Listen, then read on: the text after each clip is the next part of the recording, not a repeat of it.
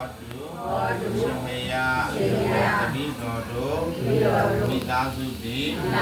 ကာယအားဉာဏအားတို့ဖြင့်ရှာဖွေ၍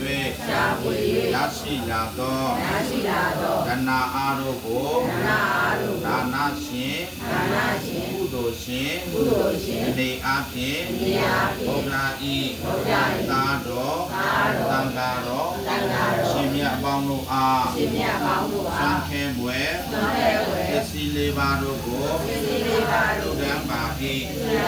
ရှင်ဘုရားဤကုသိုလ်ဤကောင်းမှုတို့ကြောင့်တပိတော်တို့မိသားစုသည်မဖြစ်သေးသောဇီဝဥစ္စာတို့သည်ဖြစ်ပေါ်ခြင်းဖြစ်ပေါ်မည်သော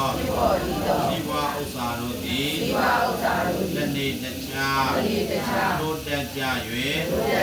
သာသနာပြုနိုင်သောသာသနာတော်မြတ်ကြီးကိုစောင့်ရှောက်နိုင်သောမိသားစု